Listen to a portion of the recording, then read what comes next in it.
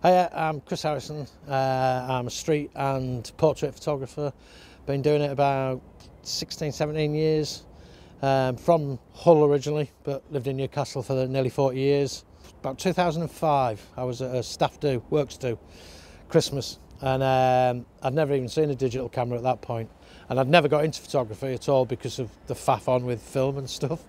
And a friend of mine had a little Canon Ixus V point and shoot thing, and I saw him taking photographs, saw people all gathered round looking, and I thought, what's going on there? So I went over and they're showing photographs on the back of the screen. I'm like, oh my God, that's amazing. And literally the first one I'd ever seen. And he's like, oh, I'm actually selling this if you're interested. So I was like, yeah, I'll buy it. So I literally bought it off him there and then.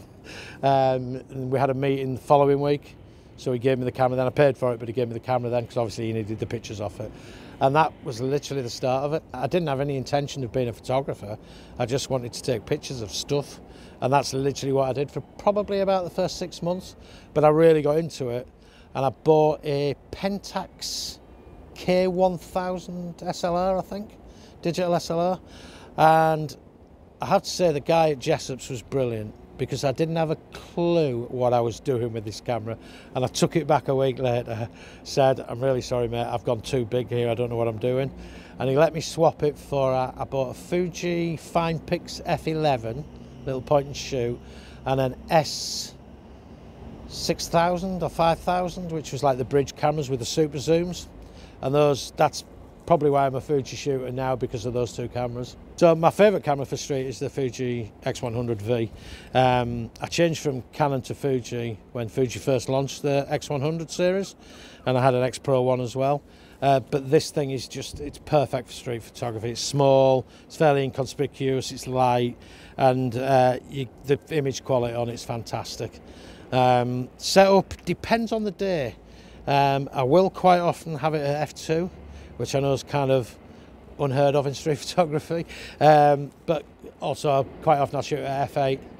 Shutter speed, I change as I go. I shoot everything in manual, which I know, again, some people kind of frown on because you need to be quick and stuff, and I have missed shots that way, but as Gary WINOGRAND said, there are no missed shots. And I think back, I say this all the time, people go, oh, you can't chimp and all this, and it really makes me laugh, because you could be missing a shot while you're taking a shot. So there are no missed shots. There's something going on behind me that I've missed because I'm taking a shot this way. So I just think if you miss them, you miss them. It doesn't matter. But yeah, so that's generally my setup, but it does change all the time depending on the weather, obviously, if it's too bright. The great thing about the X100 series is that it's a built-in ND filter, which on this one is 4 stops, which can make a hell of a difference. So it's brilliant. Favourite shot? Obviously, I'm out 3-4 times a week, so I'm really prolific. I take a lot of photographs. So picking absolutely one favourite, it's actually fairly easy. I won a national photography competition about 5 years ago. And I think that, because of that, that probably has to be my favourite photograph. So I was down the big market.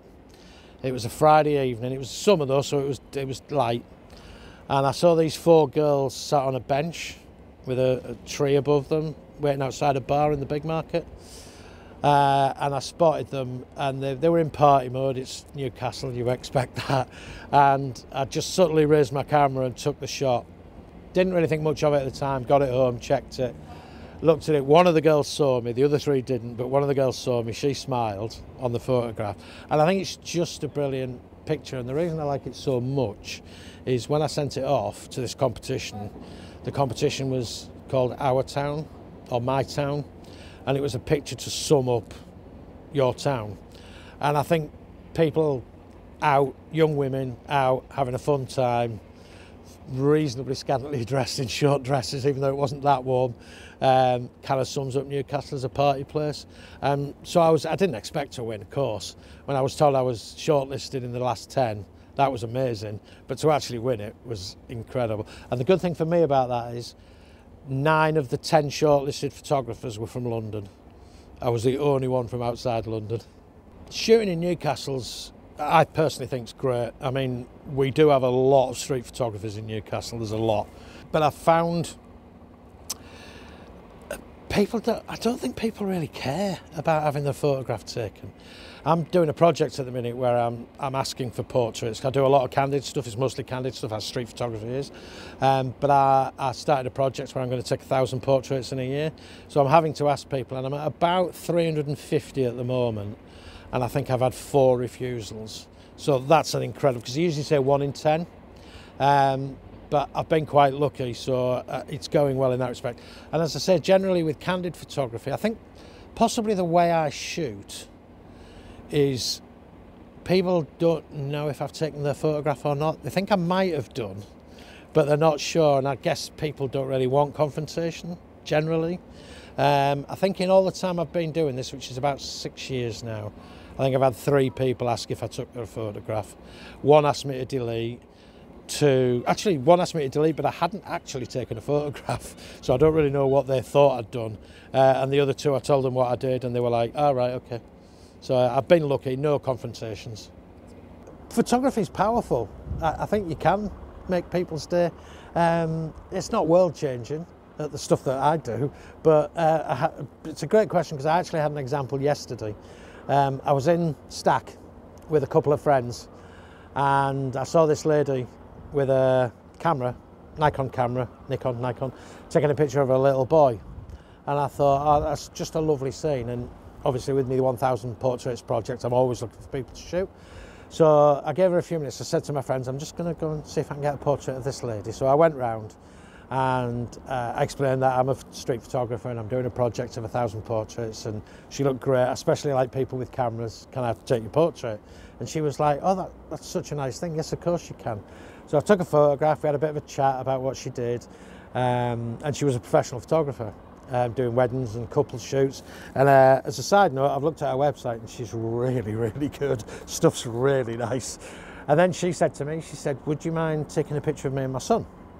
I was like, yeah, no problem at all. So I took the pictures of her and her son. They're snapshots, but they're nice. Anyway, I sent them to her. She messaged me later that evening and just said, such a lovely time meeting you today. It was brilliant that you took the photographs. I absolutely adore the pictures. She said, you don't know how much they mean to me. She genuinely seemed overwhelmed and really pleased with them. So stuff like that is just lovely. It's just nice when that happens. My favourite photographer internationally, or famous photographer, is GARRY WINOGRAND. I would say his name wrong. GARRY WINOGRAND, who I just think is, you can tell. It's funny, occasionally I'll compare my photographs to his, and obviously I'm nowhere near as good as him, but I see so much likeness. So psychologically, I think I'm copying what he does. And it's funny when you see something that matches and you just think, I literally could have set that up to copy. That's happened a couple of times. But he, as a street photographer, I think is brilliant. I mean, street photography is such an interesting format, genre, because it's like sport. You can't recreate anything. It happens, that's it, it's gone. So, and there are so many brilliant street photographers, Jill Freedman, Merowitz, I mean, it's just endless. But I have 3 photographers. So I have 3 photographers that are probably the biggest influence on me. GARRY WINOGRAND for street photography, TISH MURTHA for more documentary photography, but it's still street as far as I'm concerned. And a toss-up between Jill Freedman, Vivian Mayer, and Tatsu Suzuki, the Japanese guy.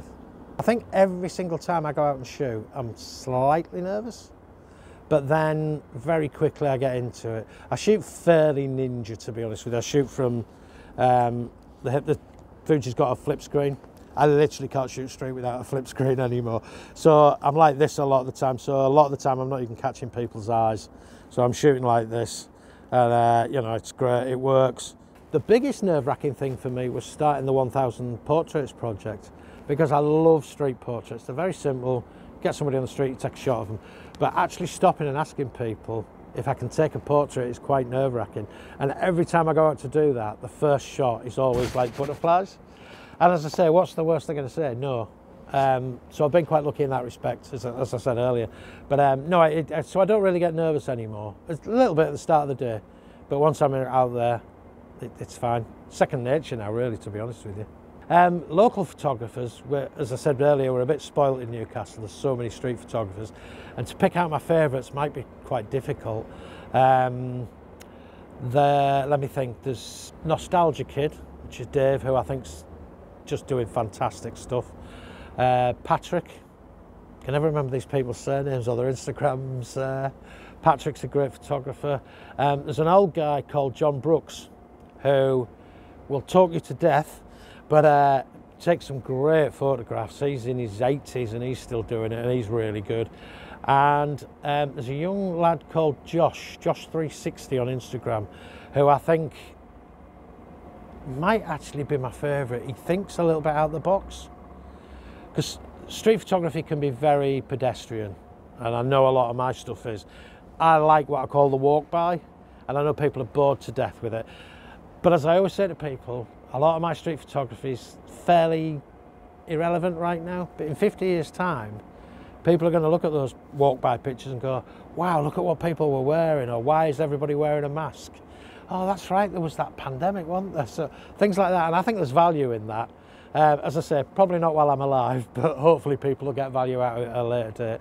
But yeah, there's some really good photographers. Sorry, I sidetracked. There's some really good photographers in Newcastle, and a lot of them are doing unusual and different stuff. But it's becoming more and more and more popular, street photography. You see it everywhere. And I'm completely going off at random things. Sorry, Jay.